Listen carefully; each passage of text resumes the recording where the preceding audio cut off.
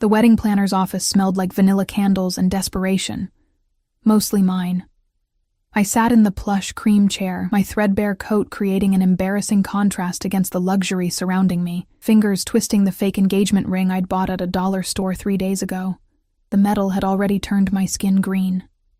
"Miss Carter, I need to be clear," the wedding planner said, her manicured nails tapping against her leather portfolio. "A wedding of this caliber, on such short notice, will cost approximately—" "Money isn't an issue," I lied, my voice steadier than my hands. "I just need it done in 3 weeks. 3 weeks until my grandmother's 80th birthday. 3 weeks until I'd have to face my entire family and admit that the fiancé I'd invented, the successful businessman I'd described in elaborate detail over dozens of phone calls, didn't exist. 3 weeks until they'd look at me with that familiar mixture of pity and disappointment that had followed me my entire life. I left the office with a folder full of vendor contacts I couldn't afford, and a knot of anxiety tightening in my chest. The late October air bit through my thin coat as I walked toward the bus stop, my breath forming small clouds in the darkening evening. I'd solve this. Somehow. I always did. That's when I heard it. The sharp crack of a gunshot echoing through the narrow alley beside me. My body froze, every survival instinct screaming contradicting commands. Run. Hide. Don't move.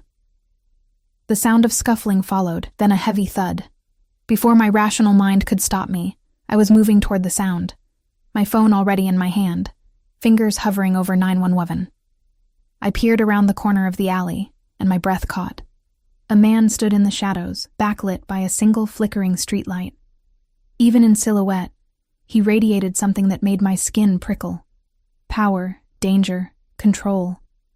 He wore a black suit that probably cost more than my entire year's rent, the fabric catching the dim light as he moved. 3 other men flanked him, all dressed similarly, all watching as a 4th man lay crumpled on the ground, clutching his leg and whimpering. "I hate repeating myself, Marco," the man in the center said, his voice smooth, almost gentle. That gentleness made it more terrifying. "Where's the money?" I should have left, should have turned around and pretended I'd seen nothing. But my stupid, clumsy body betrayed me. My foot caught on an overturned crate, sending it scraping across the concrete with a sound that seemed to echo like thunder. Every head turned toward me. The man in the center stepped forward, and the streetlight finally caught his face. Strong jaw, dark eyes that seemed to absorb all light rather than reflect it. A thin scar cutting through his left eyebrow. He was beautiful in the way a blade is beautiful. Sharp, dangerous, mesmerizing. "Well," he said, and I could hear the smile in his voice, even though his expression remained neutral. "What do we have here?" I'm sorry," I stammered, taking a step back. "I didn't see anything. I was just walking through an alley in this neighborhood at night." He moved closer, and I caught the scent of expensive cologne mixed with something darker. Gunpowder, maybe, or smoke. "Alone?" One of his men moved to intercept me, but the man in the center raised a hand, stopping him with just that small gesture. The immediate obedience sent a chill down my spine. "I'm just passing through," I said, hating how my voice shook. "I won't say anything to anyone, I promise." He studied me for a long moment, those dark eyes cataloging every detail, my cheap coat, my worn shoes, the folder clutched against my chest like a shield. Then his gaze dropped to my hand, to the fake ring that caught the streetlight, and probably looked even more pathetic in this moment. "You're engaged," he observed. "Yes," I said too quickly. "Very engaged. He's waiting for me, actually. Right now. Very close by." "Is he?" Something flickered across his face, amusement maybe. "And yet you're walking alone through one of the most dangerous neighborhoods in the city." I took a wrong turn, clearly. He moved closer still, and I could see now that his suit was perfectly tailored. Not a thread out of place despite whatever had just happened in this alley.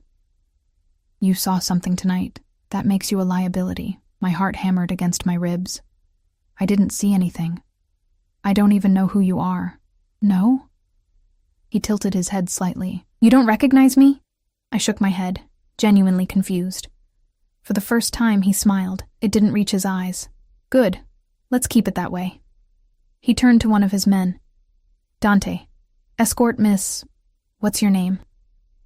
Elena, I whispered, then immediately regretted giving it. Elena, he repeated, as if testing how it sounded. Escort Miss Carter home. Make sure she arrives safely. That's not necessary, I protested. But the man, Dante, was already moving toward a black SUV parked at the end of the alley, clearly expecting me to follow. I insist, the man in the center said, and there was steel beneath the courtesy. After all, your fiancé would never forgive me if something happened to you in this neighborhood. Consider it my wedding gift. The way he said it made my skin crawl and flush with heat simultaneously. He knew I was lying. I didn't know how, but he knew. Thank you, I managed, moving toward the SUV on shaking legs. I didn't look back as Dante opened the door for me, but I could feel those dark eyes watching until we pulled away. Only when we'd driven several blocks did I realize I was still clutching the wedding planner's folder, my knuckles white against the leather. Dante drove in silence, his eyes occasionally flicking to the rearview mirror to check on me. The SUV was pristine, all black leather and tinted windows. A rosary hung from the mirror, swaying with each turn. Where to? He asked, his voice gruff but not unkind. I gave him my address, a studio apartment in a building with broken elevators and questionable heating. The contrast between this vehicle and my destination would be laughable if I wasn't still shaking from adrenaline. When we pulled up outside my building, Dante handed me a card. Simple, black, with just a phone number embossed in silver. What's this? I asked. The boss said you might need it. The boss? The word felt strange in my mouth. I don't even know who he is. Dante's expression remained neutral, but something flickered in his eyes. Surprise, maybe, or respect. Keep it anyway. I took the card with trembling fingers and climbed out of the SUV. It didn't pull away until I was inside the building, the sound of its engine fading only after I'd climbed 3 flights of stairs to my apartment. Inside, I locked the door and leaned against it, my heart still racing. The card felt heavy in my pocket, like it carried more weight than simple cardstock should. I pulled it out, staring at the number. What kind of man hands out cards after holding someone at gunpoint in an alley? What kind of woman keeps that card instead of going straight to the police? The kind who was desperate enough to hire a fake fiancé, apparently. The thought came unbidden, ridiculous.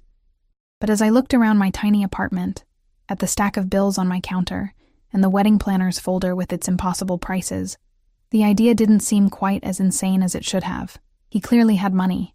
He'd seen through my lies immediately, which meant he understood deception, and something about the way he'd looked at me, studied me, suggested he might find the whole situation interesting. I laughed at myself, shaking my head. The stress was clearly making me delusional. You didn't hire a man you'd seen threatening someone in an alley to pretend to be your fiancé? That was insane. Dangerous. Potentially deadly. I set the card on my counter and tried to forget about it. 3 days later, after my grandmother called to ask about meeting my fiancé, after the wedding planner sent a deposit request I couldn't possibly pay, after I'd lain awake every night seeing those dark eyes in the shadows of my ceiling, I picked up the card. My hands shook as I dialed the number. It rang twice before a voice answered. Not him. Someone else. Cool and professional. State your business. I need to speak with the man who gave me this number, about a business proposition. A pause. Your name? Elena Carter. Another pause, longer this time. Hold. The silence stretched for nearly a minute before a different voice came on the line. His voice. Smooth and dark as aged whiskey. Miss Carter. I was wondering when you'd call. My breath caught. You were expecting me? A woman who lies to a wedding planner about a fiancé who doesn't exist, then stumbles into an alley she shouldn't have been in? Yes, Elena. I was expecting you. He said my name like he'd been practicing it, like he enjoyed the taste of it on his tongue. Now, what can I do for you? I closed my eyes, taking a breath that felt like jumping off a cliff. I need a husband. Temporarily. For 3 weeks. And I'm willing to pay whatever you ask. The silence that followed made my heart stop. Then, so softly I almost didn't hear it, he laughed. Not the cold, mirthless sound from the alley, but something genuine, surprised. "Is that so?" he said. "Well then, Miss Carter, I think we should discuss this proposition in person. Tomorrow, 8 p.m. Dante will pick you up." "Wait, I didn't—" "Wear something nice," he said. "And Elena? Don't be late. I hate waiting." The line went dead. I stood frozen in my apartment, the phone still pressed to my ear, wondering what I'd just done. Outside my window, the city lights blurred through sudden tears. Whether from fear or relief or sheer insanity, I couldn't tell. All I knew was that I'd just made a deal with the devil, and he hadn't even told me his price. Dante arrived at exactly 8 p.m., the black SUV idling outside my building like a predator waiting for prey. I'd spent 2 hours getting ready, cycling through every piece of clothing I owned before settling on the only dress that didn't look like I'd bought it at a thrift store. A simple black sheath that I'd splurged on for job interviews I never got. My hands trembled as I applied mascara, nearly poking myself in the eye twice. This was insane. I was getting into a car with a man who worked for someone I'd seen threatening people with guns, but the alternative was facing my grandmother, my aunts, my cousins. All of them who'd watched me struggle and fail at everything I'd ever tried. And admitting I'd invented a fiancé because I was too pathetic to find a real one. The SUV's interior smelled like leather and something spicy. Cologne, maybe his cologne, and my stomach twisted with nerves. Dante didn't speak as we drove, but I caught him glancing at me in the mirror, something almost like concern in his eyes. "Where are we going?" I finally asked, my voice barely above a whisper. "Ristorante Nero," he said. "The boss owns it." Of course he did.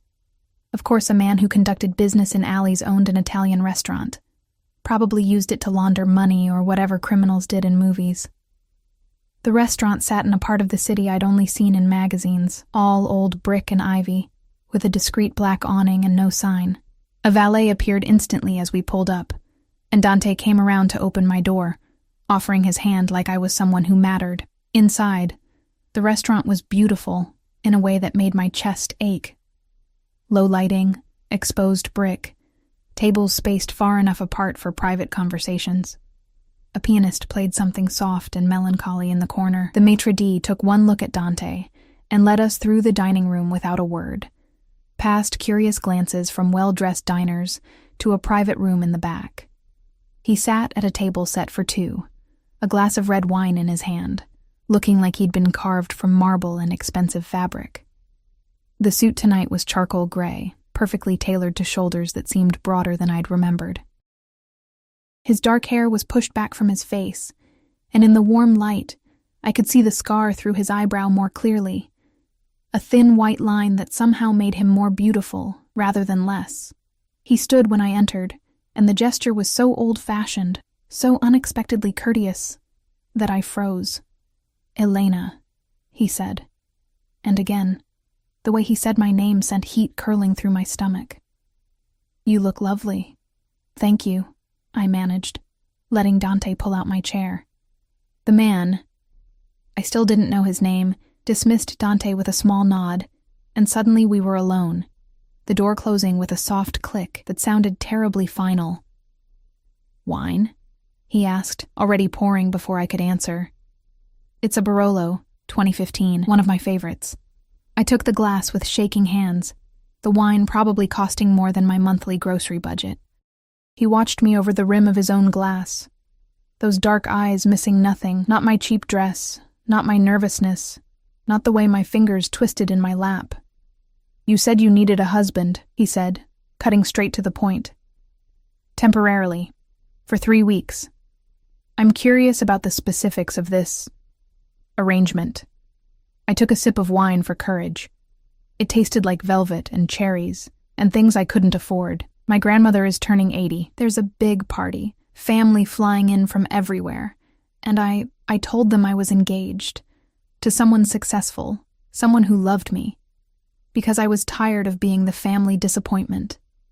And this fiancé doesn't exist. No. The admission felt like swallowing glass. "So you need someone to play the part. Convince your family. Then disappear after the party." He leaned back in his chair, studying me. "What made you think of me?" "You have money. I said bluntly.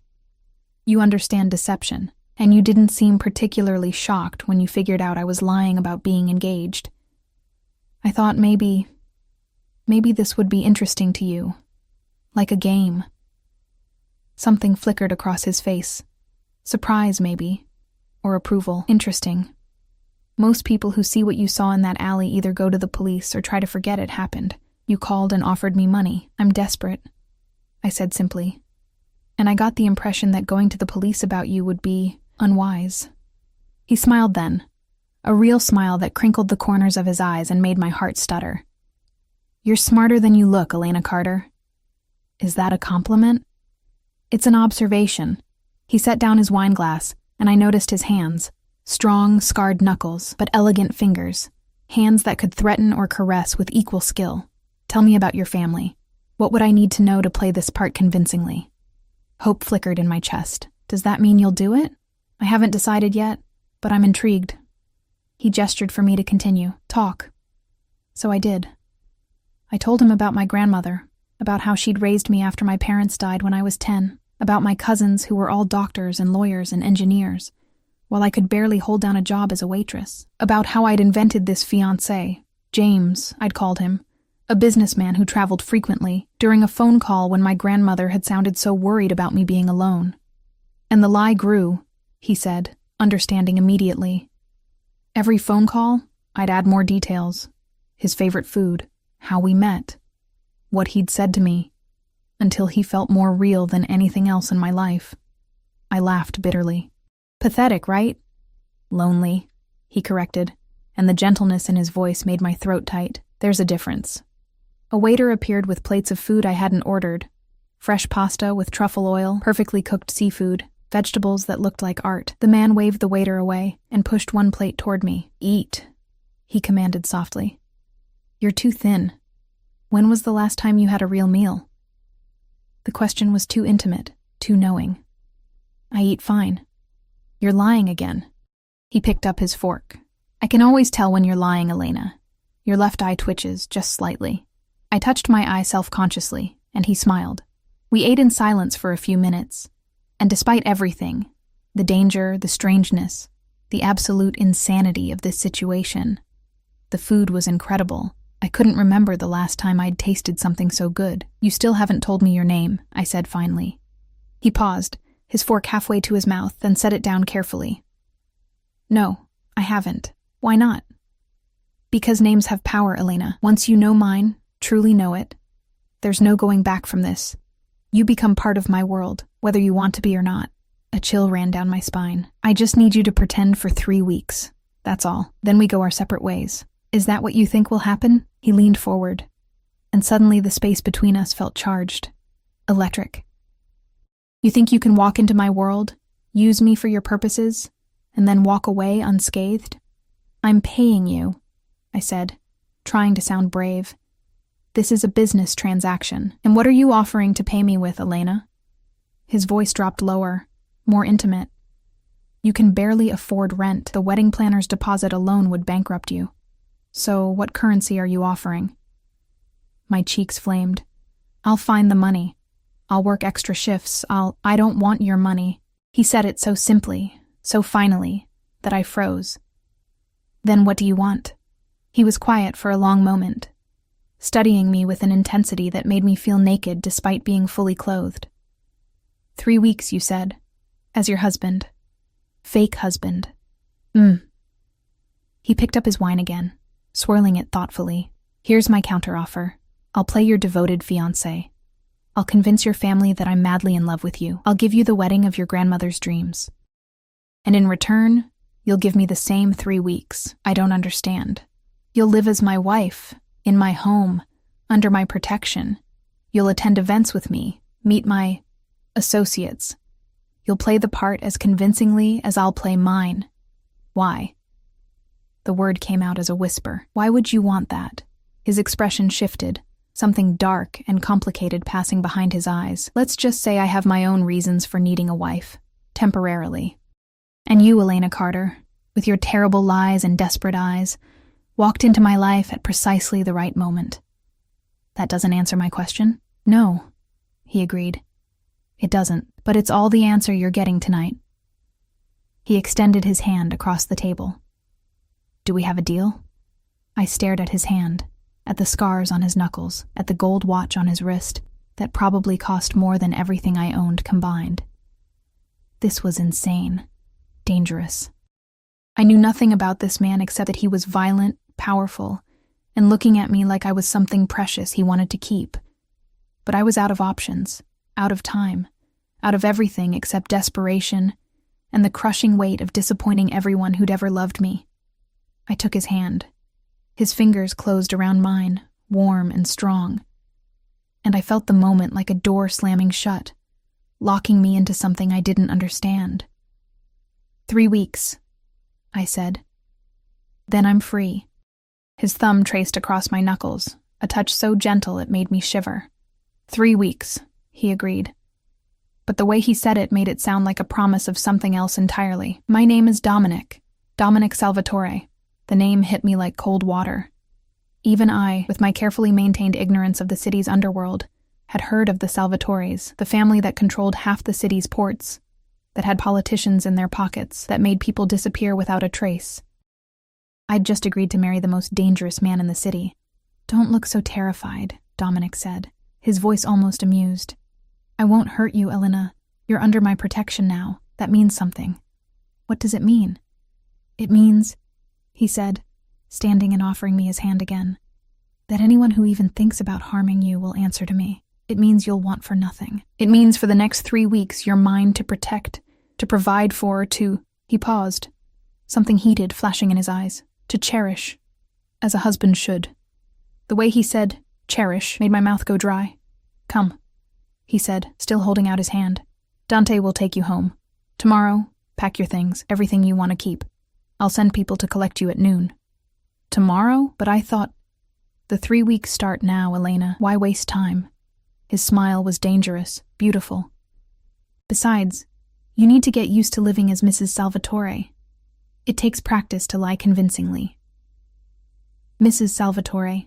The words made my head spin. I let him lead me out of the restaurant, his hand warm against the small of my back, a touch that was simultaneously possessive and protective. Dante was already waiting with the SUV, but before I could get in, Dominic caught my wrist, pulling me back. One more thing, he said, his voice low enough that only I could hear. While you're under my roof, you follow my rules. You don't leave without security. You don't talk to strangers about our arrangement. And you don't lie to me again. About anything. Understood? The command in his voice should have made me angry. Instead, it sent heat pooling low in my stomach. Understood. Good girl. He released me, and I climbed into the SUV on shaking legs. As Dante pulled away, I looked back through the tinted window. Dominic stood in front of his restaurant, hands in his pockets, watching me leave with an expression I couldn't read. The streetlight cast shadows across his face, making him look like something from a dream, or a nightmare. What had I just agreed to? 3 weeks as the wife of a Mafia boss. 3 weeks of lies built on lies. 3 weeks of being close to a man who made my pulse race with fear and something else I didn't want to name. I touched my wrist where he'd grabbed me, feeling the ghost of his fingers like a brand. Tomorrow, my life would change. Tomorrow, I'd step into Dominic Salvatore's world, and somehow, I knew that 3 weeks wouldn't be enough time to escape it. The penthouse was obscene in its luxury. Floor-to-ceiling windows overlooked the city like Dominic owned every building, every street, every soul below. Marble floors caught the afternoon light, throwing prisms across furniture that belonged in museums. The living room alone was larger than my entire apartment building. I stood in the entryway with my 2 pathetic suitcases, feeling like a smudge on a pristine canvas. Your room is this way, Dominic said, his hand again at the small of my back, guiding me down a hallway lined with abstract art that probably cost millions. He'd been waiting when his men arrived to collect me, dressed more casually today in dark slacks and a white shirt with the sleeves rolled up, revealing forearms corded with muscle and scattered with more scars. My room? I echoed. We're not sharing a bed? He glanced at me, amusement dancing in those dark eyes. Not unless you ask very nicely, Elena. Heat flooded my cheeks. I didn't mean... Relax, He pushed open a door, revealing a bedroom that took my breath away. A massive bed with silk sheets, another wall of windows, a bathroom visible through an open door that had a tub big enough to swim in. "You'll have your privacy. My room is at the other end of the hall." I stepped inside, my worn sneakers sinking into carpet so plush it felt like walking on clouds. "This is too much. You're my wife now. You'll get used to it." He set my suitcases on the bed, and they looked even more pathetic against the expensive linens. "Tonight, we have dinner with some of my associates. Consider it your first test." My stomach dropped. "Tonight? But I just got here. I need time to what? Prepare?" He moved closer, and I could smell his cologne again, that dark, spicy scent that made my head spin. "This is the preparation, Elena. You wanted me to play your devoted fiancée. Well, I need you to play my devoted bride. Starting now." "I don't know how to act around people like you," I admitted, hating how small my voice sounded. "People like me." He repeated the words slowly, something dangerous flickering across his face. "You mean criminals? Murderers? Monsters?" "I didn't say that." "You didn't have to." He reached out, tucking a strand of hair behind my ear with surprising gentleness. "But here's what you need to understand, Elena. In my world, perception is everything. If they sense weakness, they'll exploit it. If they think you're afraid of me, they'll wonder why. And if they wonder why, they'll start asking questions we don't want answered. So what do? You trust me." His fingers trailed down my jaw, tilting my face up to meet his gaze. "You look at me like I'm the only man in the room. You let me touch you, guide you, protect you. You play the part of a woman who's so in love with her husband that nothing else matters." The way he said it, the intensity in his eyes, made my breath catch. "And what will you do?" "I'll make sure everyone believes it." His thumb brushed across my lower lip, and I shivered. "I'm very good at making people believe things, Elena." A knock on the door broke the moment. Dante entered, his expression carefully neutral. "Boss, the shipment from—" He stopped, glancing at me. "It's fine," Dominic said, not looking away from me. "She's family now. She hears everything." Family. The word sent a strange thrill through me. Dante nodded. "The shipment from Castellano arrived, but 3 crates are missing." Something cold settled over Dominic's features, his entire demeanor shifting in an instant. The man who'd been touching me gently became someone else, someone harder, more dangerous. "Missing or stolen? We're not sure yet. Find out." The command was soft, deadly. "And Dante? When you do find out, bring whoever's responsible to me. Alive." Dante left, and the silence felt heavy. I watched Dominic, seeing the monster beneath the gentleman, and wondered which version was real. Maybe they both were. Maybe that was what made him so dangerous. "You're afraid now," he observed, turning back to me. "I can see it in your eyes. Should I be? Of me? No." He stepped closer again, crowding me against the bed. "But you should be smart enough to remember what I am, Elena. What I'm capable of. The world I'm bringing you into isn't kind to innocence. Then why bring me into it at all?" For a moment, something vulnerable flickered across his face. "Because I'm a selfish bastard who saw something he wanted and took it." His hand cupped my cheek, thumb stroking across my skin. "And because you're stronger than you think. I saw it that night in the alley. You were terrified. But you didn't run, didn't scream. You stood there and lied to my face with a courage most men don't have.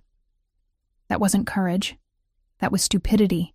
Sometimes they're the same thing." He pulled back, the intimate moment ending as quickly as it began. "Rest. We leave at 7. And Elena, there's a closet full of clothes for you. Wear the red dress. It'll make the right impression." He left before I could argue, the door closing softly behind him. I collapsed onto the bed, my heart racing. What had I gotten myself into? 3 weeks suddenly felt like a lifetime. The red dress fit like it had been made for my body, because it probably had been. Somehow Dominic had known my exact measurements. The knowledge should have creeped me out. Instead, it sent a confusing mix of emotions through my chest as I stared at myself in the mirror. I looked different. Expensive. the kind of woman who belonged on a man like Dominic Salvatore's arm. A knock on the door made me jump. "Come in," I called, expecting Dante. It was Dominic. He stood in the doorway, dressed in a black suit that made him look like sin personified, and the way his eyes traveled over me made my skin burn. "Perfect," he murmured, moving into the room. "But you're missing something." He pulled a jewelry box from his pocket, opening it to reveal a necklace that made my breath stop. Diamonds and rubies woven together in an intricate pattern, the kind of piece you saw in museums under glass. "I can't wear that," I whispered. "It's too much." "You're my wife. It's expected." He moved behind me, and I watched in the mirror as he fastened the necklace around my throat. His fingers brushed against my skin, and I shivered. "There. Now you look the part." The necklace sat heavy and cold against my collarbone, a beautiful chain. Looking at our reflection, him in his dark suit, me in red and diamonds, his hands on my shoulders, we looked like we belonged together. Like the lie was truth. "Who are these people we're meeting?" I asked, trying to focus on anything except how close he was standing. "Business associates. They've been asking questions about my personal life. Tonight, you're the answer to those questions." His eyes met mine in the mirror. "Some of them will try to intimidate you. Others will try to charm you. All of them will be watching for weakness. What if I mess up? You won't." His hands tightened on my shoulders. "Because I'll be right beside you, always. Just remember, you're mine. Act like it." The possessiveness in his voice should have bothered me. Instead, it sent heat pooling low in my belly. The restaurant was different from Ristorante Nero. Older, darker, the kind of place where deals were made and secrets were kept. Dominic kept his hand on my lower back as we entered, and I felt eyes turning toward us, assessing, calculating. A table of 5 men stood as we approached. All of them wore expensive suits. All of them had the same dangerous edge as Dominic, but none of them had his presence. He commanded the room without saying a word. "Gentlemen," Dominic said smoothly, "I'd like you to meet my wife, Elena." Wife, not fiancé. The change made my pulse quicken. Wife. One of the men, silver-haired with sharp eyes, smiled. "You move fast, Salvatore. We didn't even know you were engaged. When you know, you know." Dominic pulled out my chair, his hand lingering on my shoulder as I sat. Elena's family is from the old country. We wanted to keep things traditional, private. The lie rolled off his tongue so smoothly I almost believed it myself. Dinner was a chess match played with words and wine. The men asked questions: where I was from, how we met, what I did. Dominic answered most of them, weaving a story so detailed and convincing that I started to wonder if he'd planned this long before I'd called him. "And what do you think of your husband's business?" The silver-haired man, Carmine I'd learned, asked me directly. The table went quiet. This was a test. I felt Dominic's hand find my thigh under the table, a gentle squeeze of encouragement. "I think," I said carefully, "that my husband is very good at what he does, and I trust him completely. Even though his business is complicated? All business is complicated, Mr. Carmine. My husband's is just more honest about it." Silence. Then Carmine laughed, a genuine sound that broke the tension. "She's got fire, Salvatore. I like her." Under the table, Dominic's hand squeezed my thigh again, higher this time, almost intimate. Pride radiated from him. The rest of dinner passed more easily, but I remained hyper-aware of Dominic beside me, how he touched me constantly.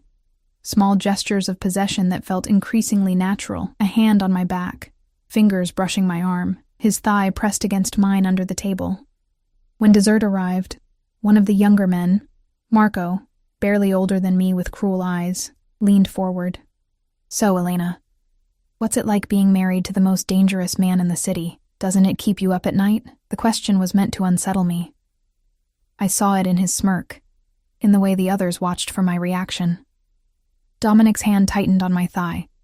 A warning, but I didn't need protecting. "Actually," I said, meeting Marco's gaze steadily, "I sleep very well, because I know that anyone stupid enough to threaten me would have to answer to him.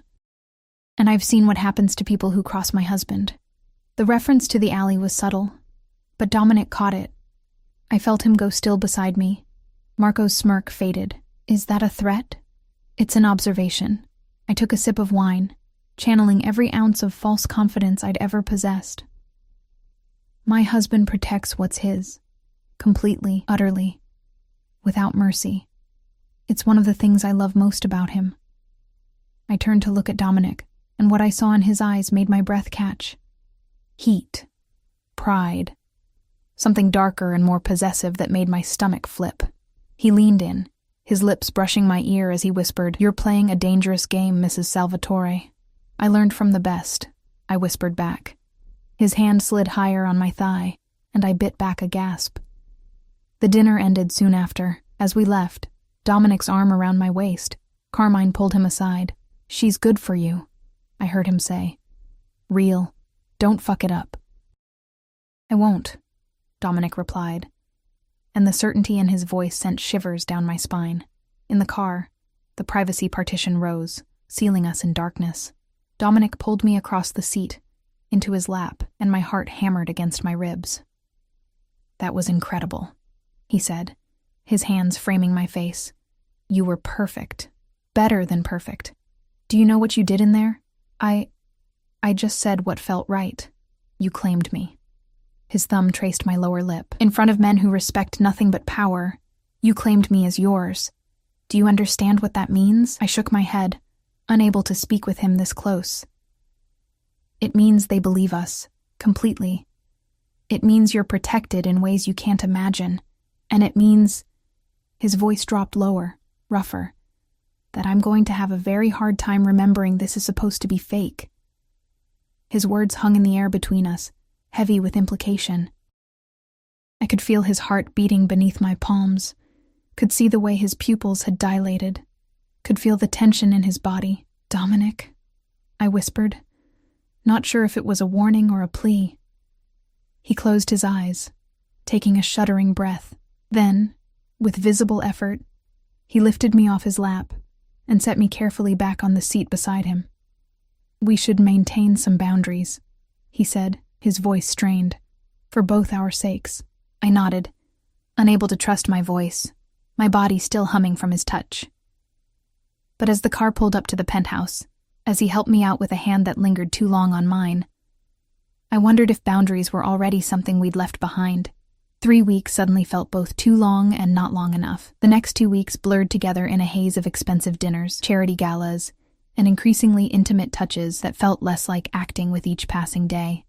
Dominic was everywhere, a constant presence that both thrilled and terrified me. He'd wake me with coffee made exactly how I liked it, though I'd never told him. He'd have lunch sent up while I worked on wedding plans with a coordinator who appeared at the penthouse with samples of flowers and cakes I couldn't pronounce. He'd come home late, smelling of smoke and danger, and find me curled up on the couch, always touching me. My hair, my shoulder, my hand, like he needed to confirm I was real. And I was falling for him, God help me. I was falling for a man who'd threatened someone with a gun, who made people disappear, who controlled half the city with violence and fear. But he was also the man who noticed when I couldn't sleep and sat with me in the dark, telling me stories about his childhood in Sicily, who bought out an entire bookstore when he caught me looking longingly at a novel I couldn't afford, who touched me like I was something precious, something worth protecting. The wedding was in 3 days. My grandmother would arrive tomorrow, along with my entire family. The lie was about to become very, very real. I stood at the penthouse windows, watching the city lights blur through tears I didn't want to acknowledge. Behind me, I heard the door open, Dominic's footsteps crossing the marble. "You're upset," he said, coming to stand behind me. Not touching, but close enough that I could feel his heat. "I'm fine." "You're lying." His reflection appeared in the glass beside mine. "Your left eye is twitching." Despite everything, I smiled. "You and that tell." "What's wrong, Elena?" His hands settled on my shoulders, thumbs rubbing gentle circles. "Talk to me." "This is all getting too real," I admitted. "My family arrives tomorrow. We're getting married in 3 days. And then what? It ends? We just go back to pretending we never knew each other?" His hands stilled. "Is that what you want?" "I don't know what I want anymore," I turned to face him, and the vulnerability in his eyes nearly undid me. You're not what I expected, Dominic. You're supposed to be this monster, this dangerous criminal, but you're... What? His voice was rough. What am I, Elena? Kind, I whispered. You're kind to me. And I don't know if it's real or part of the game we're playing, and I'm terrified because I'm starting not to care. Something shifted in his expression. Relief, maybe, or hunger. You want to know what's real? He cupped my face in his hands, tilting my head back to meet his gaze. This. The way I can't stop thinking about you. The way I come home earlier than I need to because I want to see you. The way I want to kill any man who looks at you too long. That's real, Elena. Too fucking real. My breath caught. Dominic. I wasn't supposed to care about you, he continued, his voice low and intense. You were supposed to be a means to an end. I needed a wife to convince some very dangerous people that I was settling down, becoming respectable. But then, you walked into that alley, scared and lying and so goddamn brave, and I couldn't stop myself. From what? From wanting you. His thumb traced my lower lip. From needing you. From planning ways to keep you here long after these 3 weeks are over. The confession hung between us, charged and dangerous. I should have been afraid. Should have pulled away. Instead, I found myself leaning closer. The wedding, I whispered. It's supposed to be fake. I know. But my grandmother will be there. My family. They'll think it's real. I know. And after the 3 weeks, don't. His forehead pressed against mine. Don't think about after. Not tonight. He was giving me an out, a chance to step back from this precipice we were both standing on. But I'd been standing at the edge for 2 weeks, and I was tired of being afraid. I kissed him. Or he kissed me. I wasn't sure who moved first, only that his mouth was on mine, and the world tilted sideways. He tasted like whiskey and darkness, and something addictive I'd been craving without knowing it. His hands tangled in my hair, tilting my head to deepen the kiss, and I melted against him, with a sound that was half gasp, half surrender. Elena, he groaned against my lips. If we do this, there's no going back. You understand that? I don't want to go back, I breathed. And it was the most honest thing I'd said since meeting him. He lifted me effortlessly, my legs wrapping around his waist as he carried me down the hallway. Not to my room, I realized, to his. The symbolism wasn't lost on either of us. His bedroom was dark, masculine, dominated by a massive bed I'd imagined more times than I wanted to admit. He laid me down on sheets that smelled like him, covering my body with his, and every touch, every kiss felt like a promise and a threat. I'm not a good man, he whispered against my throat. I've done terrible things, hurt people, killed people. You should run from me, Elena. I'm not running. My hand slid under his shirt, feeling the scars I'd wondered about, the muscles that tensed under my touch. I'm choosing you. Right now. This moment. I'm choosing you. Something broke in him at those words. The careful control he'd maintained shattered, and he claimed me with a possessive hunger that should have frightened me but instead made me feel cherished, wanted, protected. He learned my body like he learned everything else, with intense focus and devastating precision. Every touch calculated to make me gasp, every kiss designed to leave me breathless. And when he finally pushed inside me, filling me completely, his eyes never left mine. Mine, he growled, moving with a controlled power that made stars explode behind my eyes. Say it, Elena. Say you're mine. Yours, I gasped, nails digging into his shoulders. I'm yours, Dominic. Only yours. The words unlocked something primal in him. He made love to me like he did everything else, with complete dominance and surprising tenderness, pushing me higher and higher until I shattered in his arms, his name a prayer on my lips. After, wrapped in his arms with my head on his chest, listening to his heartbeat slow, I felt the walls I'd built around myself crumble completely. I love you, I whispered into the darkness, not expecting him to hear, not brave enough to say it louder. But his arms tightened around me, I know, he murmured against my hair. I've known for a while. And Elena? I love you too. More than I should. More than is safe for either of us. I tilted my head to look at him. What does that mean? It means, he said, his expression serious, that I'm keeping you. Not for 3 weeks. Not for show.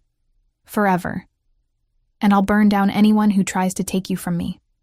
The declaration should have scared me. Instead, it felt like coming home. My grandmother arrived the next morning like a tiny, elegant hurricane.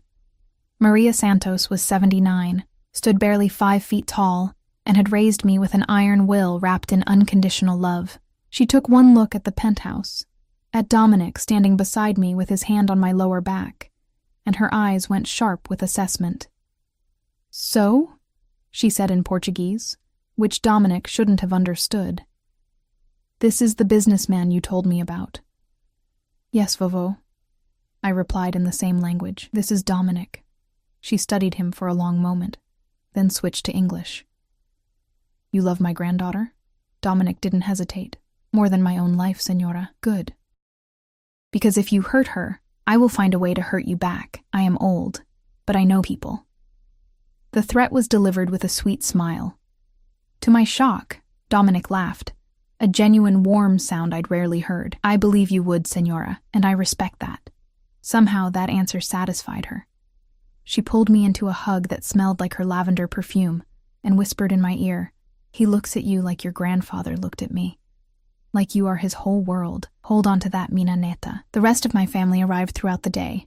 Cousins, aunts, uncles, all of them curious about this mysterious fiancé I'd kept secret. Dominic handled them all with the same charm he used on his associates, but I could see the difference. With them, he was genuine, warm. He asked my cousin about her medical practice, discussed architecture with my uncle, even played with my youngest nephew, letting the boy climb all over him without complaint. He's wonderful, my Aunt Maria whispered to me, watching Dominic laugh at something my cousin said. How did you find him? I wasn't looking, I admitted. He just appeared when I needed him most. It was more true than she knew. That night, after everyone had left, Dominic found me on the balcony. The wedding was tomorrow. In less than 24 hours, I'd be walking down an aisle toward a man who'd entered my life as a lie and become my truth. Nervous? He asked, handing me a glass of wine. Terrified, I admitted. What if someone figures out how this started? What if they realize... Elena, he turned me to face him. No one is going to realize anything except that I'm madly in love with my wife, because that's the truth. But the beginning doesn't matter. His hands framed my face. We chose each other. Maybe the circumstances were unusual, but the result is real. You're real. This is real. Everything else is just details. Details that involve you being a mafia boss. About that. He took a breath. After the wedding, I'm stepping back. Not leaving the family business entirely. That's not possible. But I'm delegating more, taking fewer risks, because you've made me want something I never thought I'd have. What's that? A future. His smile was soft, vulnerable. A life that doesn't end in violence. Maybe even... He paused, looking almost shy. Children. Someday. The image hit me hard, if you want that. Dominic with our child. The same tenderness I'd seen with my nephew, but magnified. I want that, I whispered. I want everything with you. He kissed me then, soft and sweet, a promise sealed with touch. But as I fell asleep in his arms that night, a part of me whispered that happiness this perfect couldn't last, that the danger Dominic lived with would eventually find us. I should have listened to that whisper. The morning of the wedding, I woke alone. A note on Dominic's pillow read, "Tradition says I shouldn't see you until the ceremony, but know that I'm counting every second until you're officially mine. D." I smiled, pressing the note to my chest, then started getting ready. My grandmother helped, her gentle hands fixing my veil, her eyes bright with tears. "You look just like your mother did on her wedding day," she whispered. "She would be so proud of you, Minanera." The wedding was small, just family and a few of Dominic's associates. held in a private garden he'd rented out. White flowers everywhere, string lights turning the evening into magic. As I walked down the aisle on my uncle's arm, I saw Dominic waiting at the altar. He wore a black tuxedo that made him look like sin and salvation combined, but it was his expression that stopped my heart. Awe, love, possession. Like I was the only thing in the world that mattered. When I reached him, he took my hand, and I felt it again. That sense of rightness, of coming home. The ceremony was traditional, beautiful. But as we exchanged vows, promises that had started as lies but had become truth somewhere along the way, I saw movement at the edge of my vision. A man I didn't recognize, watching from the shadows.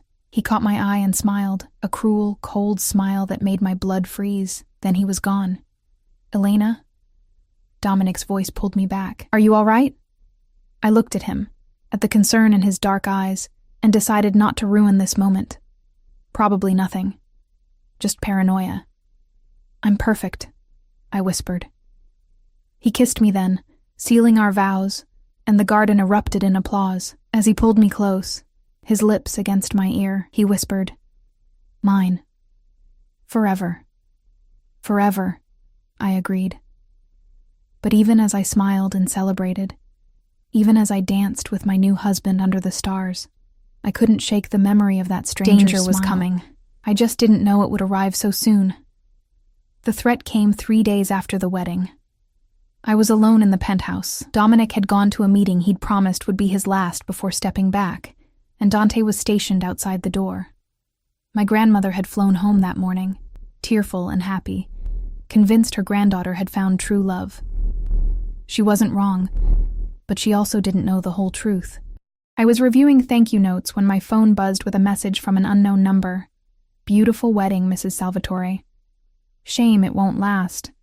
Attached was a photo, me in my wedding dress, Dominic's hand on my waist, but it was taken from an angle that suggested the photographer had been hidden in the garden, watching, waiting. My hands shook as I called Dominic. He answered on the first ring. "Elena? What's wrong?" I got a text. A thread, I think. "There's a photo from the wedding. Don't touch anything else. I'm coming home. Now." His voice had gone cold, deadly. "Dante is outside your door. Don't let anyone else in. No one. Understand? Dominic, you're scaring me." "Good. Fear keeps you careful." A pause, then softer. "I'll be there in 10 minutes. I love you." The line went dead. Those 10 minutes felt like hours. I paced the living room, jumping at every sound, my mind racing through possibilities. Who would threaten me? Why? What did they want? When Dominic finally burst through the door, he wasn't alone. Carmine and 2 other men I'd met at various dinners followed him in, all of them armed. The sight of guns in our home made this nightmare suddenly, terrifyingly real. Dominic pulled me into his arms, his hands running over me like he was checking for injuries. "You're okay. You're okay." It sounded like he was reassuring himself more than me. "I'm fine. It was just a text. Show me." I handed him my phone. His expression went murderous as he read the message, studied the photo. "Marco," he said quietly, the name a death sentence. "The guy from dinner?" I remembered those cruel eyes, the way he'd tried to intimidate me. He's been pushing boundaries for months, questioning my decisions, challenging my authority. Dominic's jaw clenched, and now he's threatening what's mine. Carmine stepped forward. "He knows the rules, Dominic. Families are off limits. This is a declaration of war. Then we give him one." Dominic's voice was ice. "But first, Elena needs to be somewhere safe. I'm not leaving you," I said immediately. "Elena, no." I grabbed his arm, forcing him to look at me. "You said I was yours, that we were in this together. You don't get to shut me out now just because it's dangerous." Something flickered in his eyes, pride, maybe, mixed with fear. "You don't understand what this means. What I'll have to do." "Then explain it to me." He was quiet for a long moment, his thumb tracing circles on my wrist. Finally he nodded. "Carmine, sweep the building. Make sure we're secure. Then find Marco. I want him brought to the warehouse, alive." The men left, and suddenly we were alone in the too quiet penthouse. "Talk to me," I said softly. What's really happening here? Dominic led me to the couch, pulling me down beside him. Marco's been trying to take over my territory for months. I thought I had it handled, that showing him I was settling down would make him back off. Instead, it gave him a target. His hands fisted. You. He's going after you to get to me. So what do? I end this, tonight, permanently. He looked at me, and I saw the monster he tried to hide, the killer, the crime lord, the man who ruled through fear. I need you to understand what that means, Elena. I'm going to hurt him, probably kill him. Can you live with that? Can you still love me knowing what I'm capable of? I thought about the man who'd threatened me, who'd watched my wedding from the shadows, who'd made Dominic look at me with such fear. Then I thought about the man who'd held me through nightmares, who'd charmed my grandmother, who'd promised me a future. Yes, I said simply, because you're protecting us. Our future. That's what husbands do, right? His kiss was desperate, grateful, claiming. I don't deserve you. Too bad. You're stuck with me. I pulled back, holding his face in my hands. But promise me something. Promise me you'll come back to me. No matter what happens tonight, you'll come back. Always. He vowed. You're my home, Elena. I'll always come back to you. The next few hours were a blur of activity. More men arrived. Dominic's most trusted soldiers, all of them grim-faced and armed. The penthouse became a fortress, and through it all, Dominic kept me close, his hand always touching some part of me, like he needed the contact to stay grounded. Finally, Dante returned. We found him. He's at the warehouse. Dominic stood, and I saw the transformation, the loving husband disappearing beneath the Mafia boss. Elena, you stay here with 2 guards. Don't leave this apartment for any reason. Be careful, I whispered, kissing him one more time. I love you. I love you more than life, he replied. Then he was gone. The waiting was agony. I paced the living room, watched the clock, jumped every time my phone buzzed. The guards stationed at the door were silent, professional, giving me privacy but never leaving their posts. 2 hours passed. 3. My mind conjured terrible scenarios. Dominic hurt, bleeding, dying. Me alone again, the brief happiness I'd found shattered by violence. Finally, at almost midnight, I heard the elevator. The door opened, and Dominic walked in. He was disheveled, his shirt stained with what looked like blood, his knuckles split and bruised, but he was alive, whole, home. I ran to him, throwing myself into his arms, and he caught me, holding me so tight I could barely breathe. It's done, he said into my hair. It's over. Marco won't threaten anyone ever again. I didn't ask for details, didn't want to know exactly what had happened in that warehouse. Some things were better left in the darkness where they belonged. Are you hurt? I asked instead, pulling back to examine him. Not my blood, he said quietly. I'm fine. We're safe. He let me lead him to the bathroom, let me clean the blood from his hands with gentle touches. We didn't speak, but the silence was comfortable, intimate. This was part of loving him too. The aftermath, the vulnerability, the trust. When he was clean, I led him to bed. We held each other in the darkness, his heartbeat steady against my cheek. I've been thinking, he said softly, about what you said, about this all being too real. My heart clenched. Dominic, I want to make it legal, not the wedding. That was real enough. But I want to adopt your last name too, Salvatore Carter, or Carter Salvatore, whatever you want. I want everyone to know that you didn't just marry into my world. I married into yours too. Tears stung my eyes. You'd do that? I'd do anything for you, Elena. Haven't you figured that out yet? He tilted my face up, kissing me softly. You saved me. From a life of nothing but violence and loneliness. You gave me hope for something better. Let me give you my name, my protection, my everything. Not as a mob boss to his wife, but as a man to the woman he loves. Yes, I whispered against his lips. Yes to all of it. We made love then, slow and tender, reaffirming the vows we'd spoken in a garden full of white flowers. Promising each other forever, consequences be damned. 6 months later, I stood in the same penthouse, but it felt like a different world. The walls now held photos, our wedding, my family's visits, Dominic and me at charity events he actually cared about now. The coffee table had books I was reading, his reading glasses he pretended he didn't need. Evidence of a life lived together, built together. Dominic had kept his promise. He'd stepped back from the day-to-day operations, delegating to trusted lieutenants while he focused on legitimate business ventures. The violence hadn't disappeared entirely. It never would, not in his world. But it had decreased dramatically. He came home at reasonable hours now, rarely smelled of smoke and danger anymore. We'd settled into a rhythm. Morning coffee together, him reading the paper while I worked on my graduate degree. He'd insisted on paying for it when he learned I'd dropped out years ago.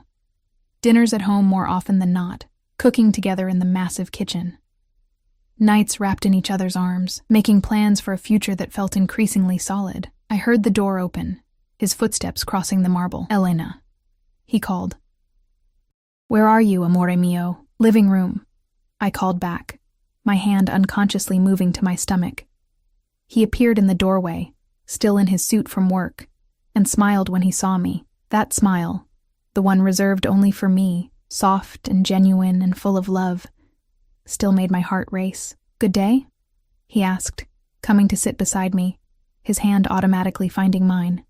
"Interesting day," I said, unable to keep the smile from my face. "I went to the doctor."